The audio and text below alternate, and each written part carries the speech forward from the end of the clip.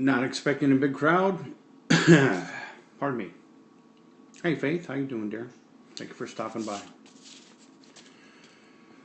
Yep, just gonna wait a few moments, see who comes to the room. If you want to invite people in, you're more than welcome.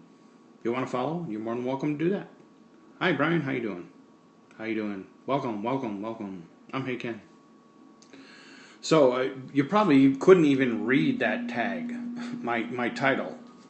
Why is my Twitter handle LoveDocs Hey Ken? Most time when I go into a room, it looks like it says LoveDocs Shaken. Pardon me, I'm fixing the camera a little.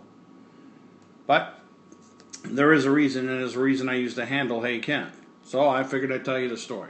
You don't have to stay if you don't want to. If you want to do the follow thing, that's up to you. You want to do the heart thing, that's up to you. But hey, what the heck? I figured I would go ahead and tell the story. So it started in around 1993. Just call me Lens. Hey Lens. I hope I got it right. Just call me Hey Ken. So it started about 1993-ish. There was a local radio talk show at the time in my area called the Love Doctors. Back in the 1990s, it was sophomoric type, college-esque type show. People calling in, joking and laughing and all that stuff. So I became a caller who decided I wanted to do something different. So first I was known as the American Basher. I would call up the show and basically just try to piss off people who were listening on the radio about you Americans, you're blind, pathetic sheep, blah, blah, blah. So that went out for a while, and then inevitably, as I called, trying to come up with something creative, suddenly the producer of the show decided to hire what they call a voiceover guy to do what's called drops. And so what would happen is I would go on the air, and I would start trying to talk to the Love Doctors, and a drop would come in going, Hey Ken. And I'd go, well, what the hell is that? I'd act like I didn't know what it was. And it would be Tube Steak Tarzan, Blower, your whole hero, and things like that while I'm trying to talk to him. And me going off about where's the gay community, why are they not up in arms about this, blah, blah, blah.